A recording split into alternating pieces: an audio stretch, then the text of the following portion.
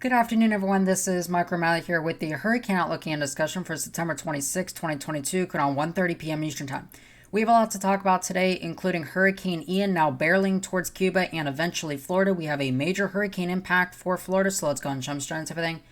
Taking a wide look across the tropical Atlantic this afternoon, we noticed that we have Hurricane Ian now to the south and east of Cuba.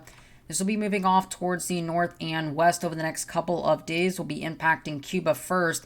And then we have to talk about major impacts to Florida upcoming. And we only have one other system out there today, Invest Area 99L. This is no threat to land, so we won't be discussing that.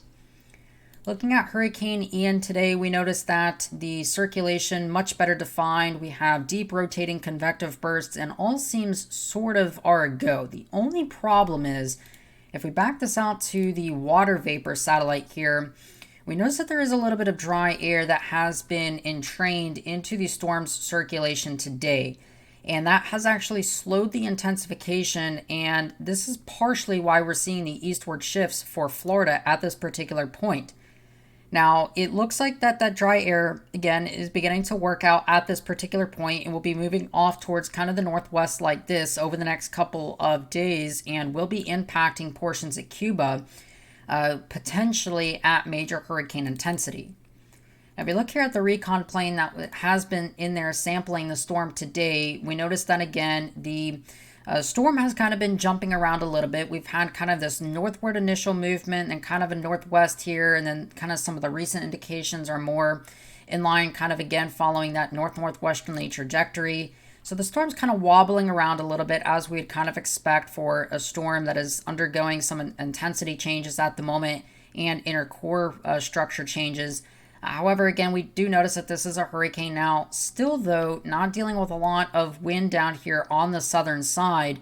And we've definitely seen the intensification slowed from what we have been expecting, which is certainly a little bit of better news for Cuba, but worse news for Florida. If we look at the track forecast here from the Hurricane Center, we notice again this is expected to be intensifying into a major hurricane by the time it reaches Cuba sometime tomorrow. And then this is expected to cross over and strengthen in the southern Gulf to be a Category 4 hurricane with sustained winds that are over 140 miles per hour at this particular point. And then this will continue moving off towards kind of the north and east like this. And then you can see we do have a hurricane watch that has been issued for portions of the western part of Florida at this point. And we also have a tropical storm watch for Okeechobee, for the Lake Okeechobee area. This will continue inland after rapidly weakening on the latest forecast track here and move into Georgia as a decaying tropical cyclone, but could still bring some significant impacts further north. Now, if we look at the official watch warning map here, again, we do have a tropical storm watch that has been issued for portions of Orlando southward to Lake Okeechobee and southeastward or southwestward from there. And then we also have a hurricane watch that is now in effect for portions of the Tampa area, Hillsborough, Pinellas, and places on down to the south. And these hurricane watches will likely be extended northward as we progress over today and into the day tomorrow. Now, the impact risk here again for Ian, is much more impactful today. Much more impactful. We do have that high risk now of impacts as confidence begins to increase in some type of significant impact. So this high risk of impacts extends really from about Cedar Key towards the south, Marion County, Orange County, and clipping the far kind of western portion of the Melbourne County warning area. And so, again, we kind of noticed that, this whole entire western peninsula here is under that high risk, and a significant risk basically covers the entire peninsula, even into portions of far southern Georgia at this point and down towards Lake Okeechobee. The wind gust forecast at this particular point, this is just based off of everything that I've seen, but with the track that's coming in like this, we're going to have some strong wind gusts that top out over 80 miles per hour in spots, especially in the western peninsula and towards Tampa. These values are likely to go up, but they're a little bit conservative right now, again, to account for some of the variability in the track forecast. And we could see even these strong wind gusts reaching over 45 to 50 miles per hour in portions of Orange County. And that's why we have the tropical storm watch that has been issued. Maybe even hurricane conditions for portions of Orlando. That's not out of the question depending on the track changes. Now, if you look here at the rainfall forecast, again, very significant rainfall amounts. This is the biggest threat in my concern, besides the storm surge. Again, there's going to be major storm surge issues along the coast here, upwards of 5 to 10 feet above normally dry ground for portions of the Tampa area. Very significant storm surge problems. But this rainfall threat as well, about 10 to 15 inches of rain could be expected across portions of the western Florida peninsula. This includes extreme southwestern Lake County, all the way back through Hillsborough and Pinellas County, Tampa included in that, all the way through Sarasota. So these areas are in the gun, and the rest of the peninsula, especially the central and kind of southern part of the peninsula, is expected to see widespread 7 to 10 inch amounts through this entire region, locally higher amounts possible. Now, if we look at how strong this system is expected to get, we'll look at the H4 forecast. This is the 06Z run, the 2 a.m. run, valid for 8 a.m. this morning. We'll move this out to about the current time. We noticed that this had Ian a little bit stronger at this point. We noticed that's not the case. Again, the recon plane was sampling pressures in there that are around 982-ish, and the H4 from this morning had 974, so it's a little bit weaker. But nonetheless, the upper level environment is very favorable, and as long as we don't have any more dry air intrusions, this should continue to rapidly intensify, becomes a major hurricane near Cuba, and then moves into the Gulf of Mexico.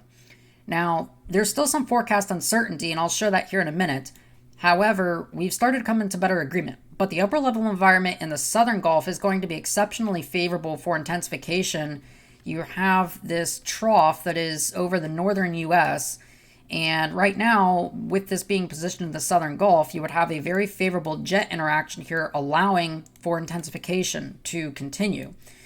By the time this gets into the central Gulf, though, kind of the central and eastern Gulf, this shear begins to change, and we have more of a southwest orientation of the shear here, basically forcing it into the jet that's toward the north here. You can see these 160 to 170 knot winds here at 39,000 feet. This indicates a very strong jet streak that is across this region. So this is the core of the jet that we're seeing. And so all of this shear here, this is the southern jet stream, and this is going to be moving into our system over the next several days and creating a very significant bout of wind shear across this entire area at this particular point. Now, if we look here at the H4 forecast here, this is the 12Z run, so kind of the newest runs at this particular point. We have the storm position 18 hours from now. This is by 2 a.m. Tomorrow. We have a storm that is positioned near the western tip of Cuba at this point. And again, 953 millibars, so this continues to strengthen and intensify as it begins to cross into the Gulf of Mexico. Now, eventually, after crossing the Gulf, you can see these are the Florida Keys here and the dry Tortugas over here, where tropical storm warnings are in effect. This crosses into the southern Gulf, where intensification does resume. This becomes a very powerful hurricane, gets down to 935 millibars. Notice how close this is to Tampa Bay here. We're talking only about 160 miles from Tampa Bay proper at this point, sometime by 5 a.m. Wednesday.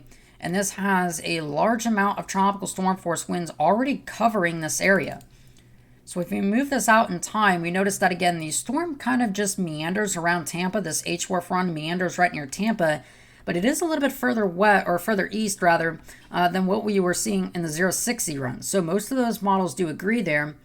The HMON forecast a little bit further towards the north and east initially as our storm crosses the western part of Cuba. Now, either way, again, where this is positioned, this landmass down here in the far southwestern tip of Cuba is not really mountainous at all. It's very flat, almost like South Florida is. So this basically is going to not really disrupt the system much at all, it seems.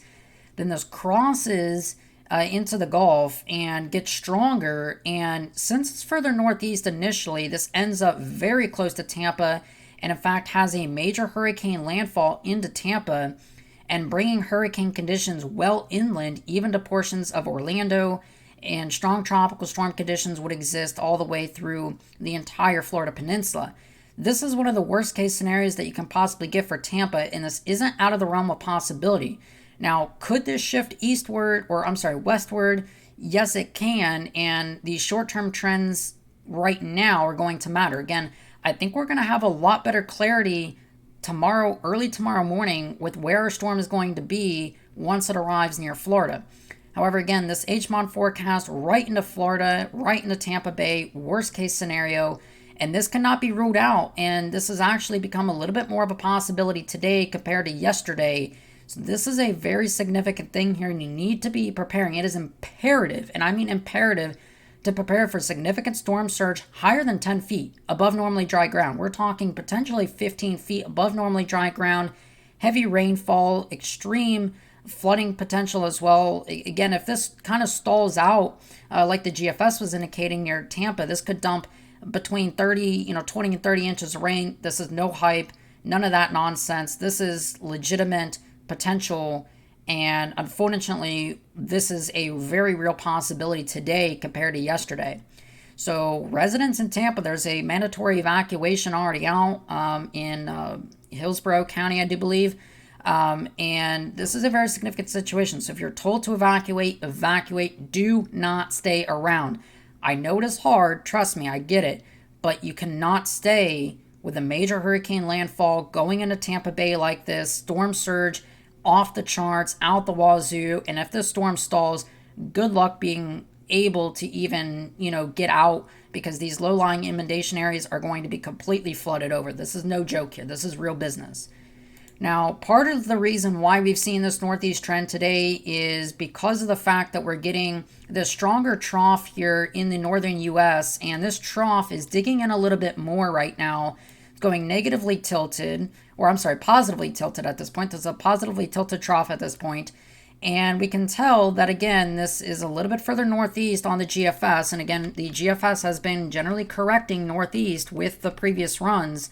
And so you notice that initially this ends up northeast in the short term, ends up northeast in the long term, with this trough being a little bit deeper in this run and a little bit slower, which means that this could be a very real threat for this to just pull right in somewhere near Tampa Bay, or maybe just a little bit north of there. So these are the reasons why we're seeing that. And again, I think by tomorrow morning, we're going to know who's going to be at the most significant risk at this point. Again, it is not out of the realm of possibility that this does shift a little bit east. Again, the European 060 run did shift a little bit west.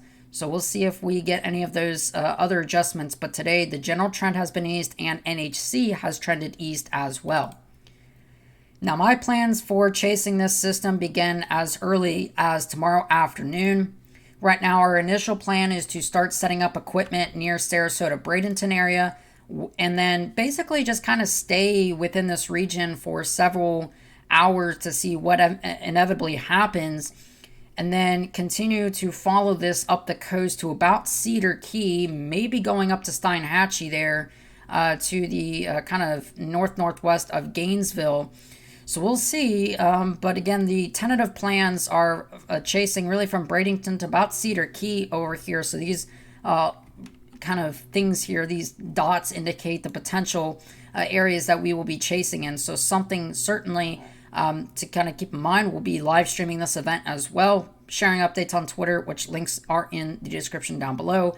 And of course, if you want to join along, help support the channel, make sure to become a channel member or support on Patreon, because your support greatly helps. And it helps me provide better and quality information to the general public and continue my mission of saving lives and property. All right. With that being said, I hope you have a great rest of your afternoon and evening. Of course, I am Mike O'Malley. I'll be talking to you guys again some more later today.